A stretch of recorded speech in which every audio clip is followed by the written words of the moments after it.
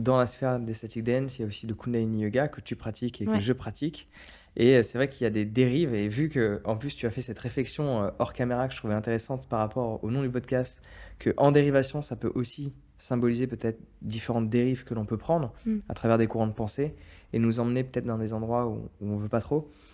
Dans le Kundalini, donc c'est une pratique de yoga pour ceux qui connaissent pas, euh, qui est un peu différente des autres dans le sens où ils aiment bien s'habiller en blanc, parfois avec des turbans.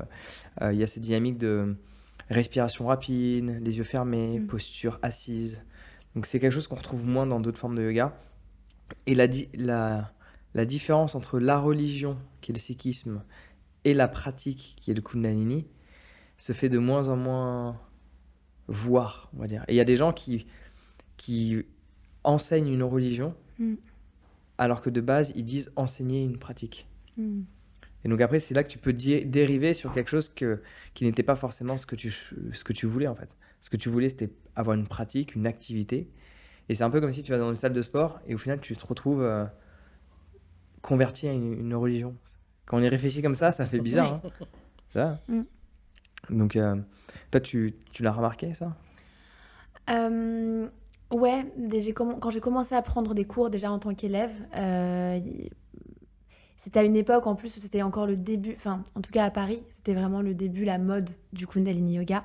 Il y avait, et même moi, je suis passée par ce truc de me dire, on s'habille en blanc parce que le blanc, c'est la pureté, parce que mettre un turban, se serrer la tête, c'est pour maintenir une pression au niveau du dernier chakra. Nanana. Et à un moment donné, je me suis posé la question à la fois de me dire, est-ce que vraiment, pour certains, peut-être que ça résonne. Pour moi, est-ce que vraiment je le fais pour les bonnes raisons ou est-ce que c'est juste parce que tout le monde le fait et qu'on me dit de le Mhm. faire? Et du coup, ça se rapporte un peu à quelque chose de religieux que je fuis un peu parce que venant d'une famille très religieuse, c'est plus du tout, enfin, c'est pas ce vers quoi j'ai envie de tendre. Euh, et la deuxième chose, c'est que je me suis posé la question de, comment on appelle ça? Euh, L'appropriation culturelle Ouais. par rapport au sikhisme, justement. Est-ce qu'on n'est pas en train de s'approprier quelque chose qui est juste, encore une fois, visuel et par rapport au réseau, etc. Mhm. aujourd'hui, est-ce que c'est pas un peu fun juste de s'habiller en blanc, de porter des turbans? Est-ce que c'est pas juste relié à quelque chose de superficiel? Et est-ce qu'on n'est pas en train de le piquer et de s'approprier quelque chose qui est culturel ailleurs et qui compte vraiment? Bah après, en soi, il y a aussi cette dynamique de vouloir appartenir à un groupe. Et quand tu t'habilles tout en blanc, enfin moi je l'ai vécu Ouais, d'une manière pas forcément si positive que ça d'ailleurs. La première fois que je suis allé au festival de Kundalini, ouais. je sais plus où c'était là, plus ou moins dans le centre de la France. Ben, vu que moi je pratiquais d'autres formes de yoga et pas que du Kundalini, je faisais de l'Ashtanga aussi, j'étais pas forcément dans le délire de me dire je m'habille tout en blanc. Mm. Sauf que tu vas dans un festival où un bon 90%, si ce n'est pas plus, sont habillés en blanc. Et tu sentais un décalage, je trouvais, hein, dans mon ressenti. Et le jour où j'ai été, entre guillemets, forcé de m'habiller tout en blanc, pendant quelques jours où il y avait du tantra blanc, Mm. et là j'ai vu une différence de regard que les gens avaient sur moi. Ouais. C'est comme si j'étais plus parmi eux. Donc il y a ce truc de, quand tu rentres dans une sphère, s'il y a un code couleur ou un code vestimentaire, enfin on le retrouve d'ailleurs dans toutes les religions, il y a plus ou moins des codes Mm. vestimentaires, que ce soit pour les hommes, pour les femmes, pour les deux, pour que l'un des deux, mais il y a des codes. Et quand tu as pas ces codes-là et que tu te fais des amis dans ce cercle de par ta pratique, eh ben tu peux te sentir un peu rejeté. Donc parfois tu vas avoir tendance à te forcer à appliquer certains codes ou les appliquer sans pour autant avoir de réflexion particulière. Et là tu peux dériver vers tout ce qui s'ensuit Ouais, à travers tout ça, quoi. totalement. Donc c'est vrai que ça, c'est pas. Après, par contre, l'appropriation culturelle, je pense pas que les Sikhs, donc les religieux du nord de l'Inde, ont quelque chose à Complètement. foutre de. Tu vois. C'est Complètement. comme les gens qui disent ah, mais tu portes tel habit au Mexique, tu portes un sombrero, je sais pas quoi, appropriation culturelle, et c'est désobligeant envers ces gens-là. Souvent, ils s'en foutent en fait, je trouve, les locaux, hein. Moi, Oh, mon leur avis. ouais, il y a plein de choses comme ça. Je pense que j'avais parlé avec justement un Indien qui me disait que même par rapport au yoga, il y a beaucoup de gens qui se posent la question, yoga en général, le côté très occidentalisé du yoga, est-ce Mhm. que ça les dérange? Il y en a plein qui s'en foutent. C'est plus en fait par rapport à mon point de vue. Mhm. Est-ce que porter du blanc et mettre un turban, euh, c'est pas nous vouloir correspondre à quelque chose qui n'est pas nous. C'est plus genre être honnête et être aligné avec qui je suis en fait. Mhm. Et donc j'ai fini par, d'ailleurs, Je trouve qu'il y a beaucoup d'endroits maintenant, que ce soit à Paris ou ailleurs, qui ont arrêté de s'obliger à porter du blanc. De Ouais. moins en moins, je trouve. Maintenant, c'est devenu un peu plus courant de porter des couleurs, même du noir, et tout va bien. Et chacun fait ce qu'il veut, encore une Ouais. fois, hein. Si tu as envie de Et porter du blanc, et très en soi, bien. c'est pas le plus important Non, quand tu y c'est ça. réfléchis. Parce que si tu commences à mettre de l'importance Exactement. sur la tenue, alors je sais pas c'est quoi la raison, hein, pourquoi il s'habille en blanc, hein, mais si ça devient le centre d'intérêt pour s'identifier à cette communauté, et pour dire regardez moi je suis un pratiquant, regardez moi je, finalement il se détourne complètement du Du cœur cœur de de la pratique. l'enseignement. Ouais. Exactement. C'est Et- comme avec d'autres formes d'ailleurs de yoga, mais tu peux le voir, vu que le yoga en Occident est devenu quelque chose de postural. En gros, si tu sais, si tu es flexible, et Mm. ben, tu sais faire du yoga, Mhm. alors que la personne, elle peut penser à mille et une choses dans sa tête. Mhm. Alors qu'il vaut mieux pas savoir faire la posture, mais dans sa tête, être pleinement présent dans l'instant, Exactement. plutôt que de savoir parfaitement faire la posture et penser à sa prochaine vacances ou à la photo qu'on est en train de prendre. Oui. Surtout que tu Ah. as toujours cette illusion des gens qui se font prendre en photo dans un décor idyllique, en train de faire une posture de yoga ou assis en lotus ou en tailleur, ou ce que Ouais. tu veux, pour faire genre, regardez, je médite à la montagne, etc. Alors qu'ils ont fait ça que le temps de la photo et le reste du temps, on sait Ouais. rien à voir, tu vois. Et ça peut donner l'illusion, si tu n'as pas ce recul, que cette personne, elle est ce qu'elle n'est pas. Et si des gens sont dans la comparaison et en manque de confiance d'eux-mêmes, ils disent ah pourquoi lui ou elle y arrive mais moi j'y arrive pas, alors qu'il arrive à rien du tout en fait. C'est pur fake, c'est du pur fake.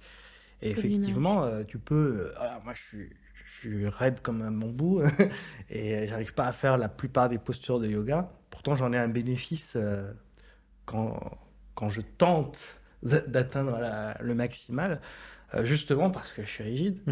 Mais la posture physique, c'est qu'un des 8 piliers Bien sûr. des piliers de Et Patanjali. je me Ce qu'on a souviens pas tendance qu'il y a à un oublier. ordre d'importance, mais je suis persuadé qu'il. Alors, c'est pas un ordre d'importance, il y a toujours le même ordre qui est décrit, mais et lui, il est en troisième position.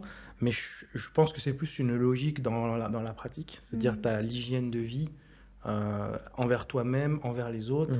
Ensuite, tu as la pratique physique, c'est un entonnoir. Ensuite, tu as la pratique pranayama, respiratoire. Ensuite, tu vas sur les sens, etc. Et tu vas de plus en plus subtil. Je pense que l'ordre, il est de plus grossier au plus subtil. Donc, monde extérieur, monde physique, monde énergétique, Intérieur, etc.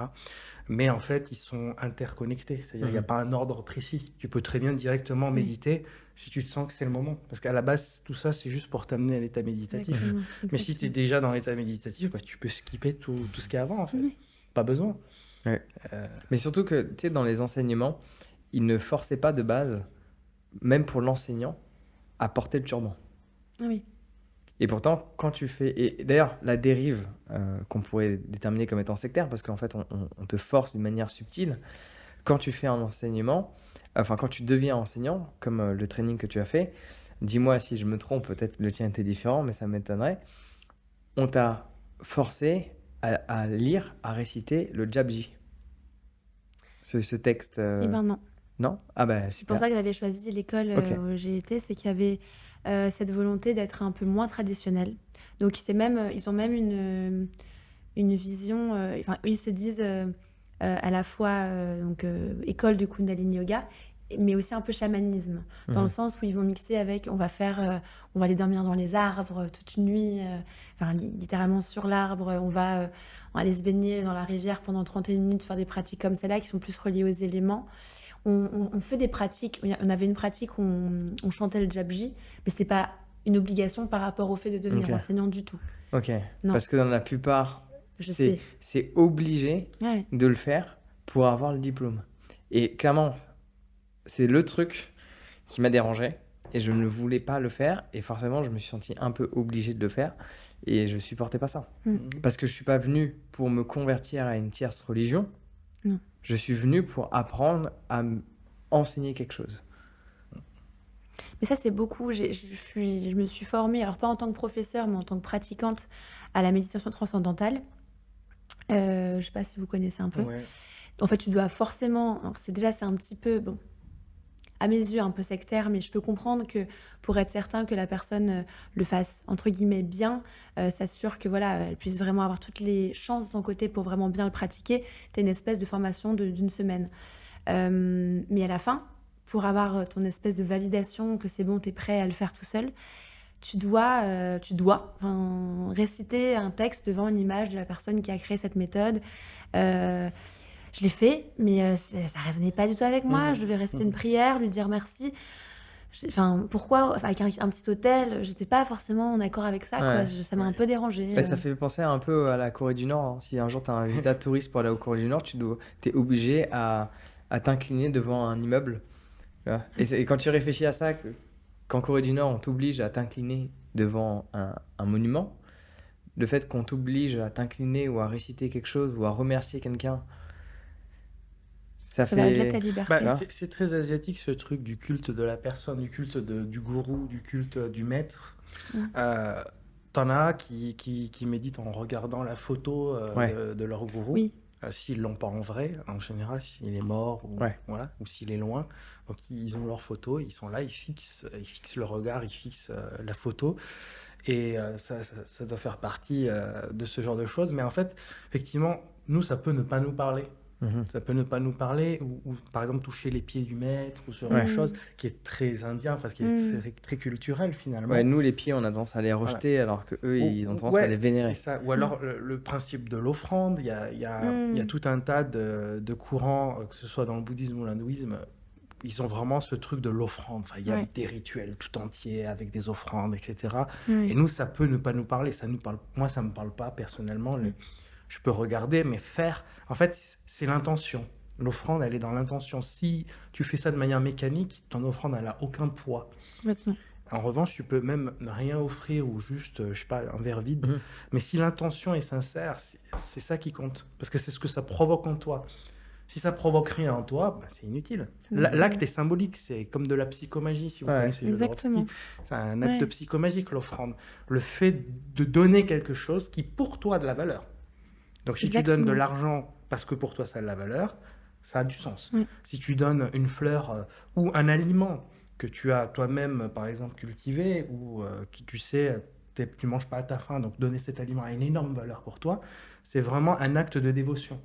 Mais si tu as acheté le truc, là, paquet de biscuits au supermarché, que tu dis il faut que je le fasse parce que comme ça mon karma il sera purifié, nanana, pour les mauvaises raisons. ça vaut rien. Déjà, en fait. quand tu le fais pour cette raison, et Voilà. c'est intéressant parce que ce que tu décris, c'est vraiment le cas dans le Kundalini, parce que à ce festival-là, qui en soi, j'ai passé des bons moments, on va pas se voir la face, mais j'ai refusé de faire quelque chose dont on nous obligeait à faire, qui est qu'on disait que chaque personne qui a payé un ticket devait faire un seva.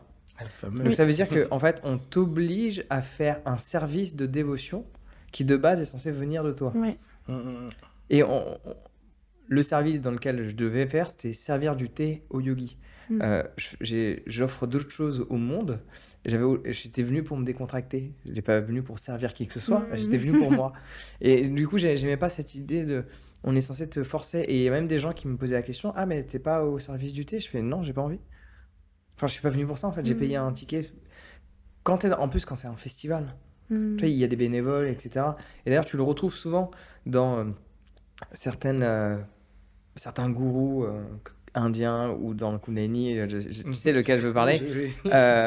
Par exemple, après, quand je dis ça, je ne crache pas sur l'individu en tant que tel, sur tout ce qu'il fait. C'est juste que il y a certaines personnes, sans pour autant les citer, on va faire ça comme ça, qui génèrent des millions et des millions, si ce n'est pas des dizaines, et qui ont plein de bénévoles. À ma petite échelle, les gens avec qui je travaille, je les paye. Soit salarié, soit freelance, mais je paye les gens. Je leur dis pas, ah ben tu fais ça, c'est pour ton karma. Ah tu fais ça, c'est pour l'association. Ah tu fais ça, c'est pour quelque chose. Sauf si c'est le choix de la personne, Oui, encore une fois. Oui, mais souvent Ça vient d'elle. il y a une influence, il y a une incitation, et souvent en fonction de ta force mentale, tu vas accepter qu'on te sollicite. Tu vas accepter qu'on te dise ah mais c'est bon pour toi, tu vas rencontrer des super personnes, alors que ton boulot de base t'es payé quand tu le fais pour d'autres personnes. Mais là on te trouve une raison que c'est pas nécessaire, alors que pourtant eux gagnent des sous. C'est comme moi personnellement, combien de fois on m'a proposé de venir intervenir pour une conférence, ceci, cela. Ma règle elle est simple, si tu factures le ticket, tu me payes. Si c'est gratuit et que c'est pour une association, je veux bien le faire gratuitement. Mais j'arrive pas à comprendre le concept de ils gagnent de l'argent et il y a que des bénévoles. Moi, j'appelle Mm. ça de l'exploitation, Mm. camouflée sous d'autres formes. Mm. Et dans le yoga, c'est triste. Et d'ailleurs, c'est à cause de toutes ces dérives que maintenant, il y a des organismes qui viennent casser les pieds à plein de gens qui sont dans ce La fameuse domaine-là. Mivilude. Bon, on va peut-être pas citer, mais qui viennent casser les pieds à plein de gens qui sont dans ce domaine-là et qui n'ont pas pour but de rendre les gens dépendants d'eux. Mais pourtant, vu que tu pratiques de la méditation, vu que tu pratiques du yoga et que tu l'enseignes, on va te mettre dans ce même panier de par ces organismes. Ouais. Et ça, c'est à cause de toutes ces dérives-là. Mm. Et donc, du coup, dès qu'il y a des gens qui veulent installer la méditation pour les enfants, le premier truc, c'est absolument pas parce qu'il y a des dérives. Alors Ouais. que clairement, Mm. de base, moi j'ai été dans un orphelinat en Inde, Maher, près de Pune. Les enfants à 8 ans, ils méditaient et clairement, tu vois la différence. Et Bien sûr. prends en considération que c'est un orphelinat en Inde. Donc dis-toi que ces enfants-là, ils n'ont pas vécu la même chose que les enfants de chez nous. Ils sont issus des pires scénarios que tu peux imaginer. Et pourtant, la paix qui s'en dégageait Mm. est exceptionnelle. Je me souviens toujours de cette petite fille avec sa petite robe rouge, où en fait, ils étaient, je sais pas, dans une salle 2, 3 fois plus grande que celle-ci. Ils étaient des centaines. Et il y avait un des mecs qui leur a dit, en gros, de se taire en indien et de s'asseoir pour méditer, pendant que nous, on faisait de la musique pour eux. Ils sont assis et ils sont mis à méditer. Et la paix Mm. qui émanait de ces enfants, et notamment de cette petite fille que je regardais qui était en face de moi, est extraordinaire. Alors que Mm. je savais que, par définition, si elle est là, elle était forcément à la rue, mais soit des parents alcooliques, soit des parents violents, soit plus de parents, soit, Ouais. enfin, plein de scénarios horribles. Et pourtant, il y avait de la paix qui se dégageait. Et ça, c'est de par forcément la structure qui a été créée, de par le fait qu'ils méditent. Et aujourd'hui, du coup, on va pas pousser cette pratique, notamment dans les écoles, à cause de certaines dérives. Ouais, même si ça tend à changer, je pense. Dans les entreprises, ça commence à arriver. Et bon, la France, elle a son passif, elle a ses règles, elle a sa mentalité qui fait que ça ralentit les choses. Mais j'ai bon espoir que progressivement, ça change. Regarde, tu commences à voir de la méditation un peu partout. On en parle. Oui, en entreprise et Voilà, tout, de on plus en en parle plus. partout. T'en as même sur Netflix, t'as des trucs de méditation, ils en parlent, etc. Ça se banalise dans le bon sens du terme. C'est une première phase. Après, le temps que ça arrive dans les écoles, je sais pas combien de temps ça prendra. Oui. Peut-être, il y a sûrement quelques écoles un peu T'as qui ont initié le truc. Montessori Oui, qui voilà, est déjà par un peu exemple, dans cette vibe-là. mais dans les pubs, le jour où ça arrivera dans le public, bien qu'ils comprennent que ce n'est pas religieux déjà, C'est parce ça. que la laïcité, tout ça, Déjà compliqué. et voilà. Et ça peut arriver. Après, le truc du service, c'est aussi un truc sorti de son contexte parce que à la base, dans un environnement ashram, ça a du sens parce qu'on Mm. vit en communauté. Donc tout le monde est au service de la communauté. Tout le monde vit là en fait. C'est leur mode de vie d'être au service. Oui. Tout le monde va faire un peu le ménage, un peu cuisiner et tout. Et en fait, ce truc-là retranscrit dans notre mode de société, ça crée ce décalage que tu as décrit. Et quand tu parlais d'appropriation culturelle, c'est un peu le danger de ça. Oui. C'est-à-dire, tu sors un truc de son contexte parce que ça a l'air intéressant pour X ou Y raison. Et en fait, tu le dénatures parce que tu l'inclus dans un contexte qui ne lui correspond pas. Mm.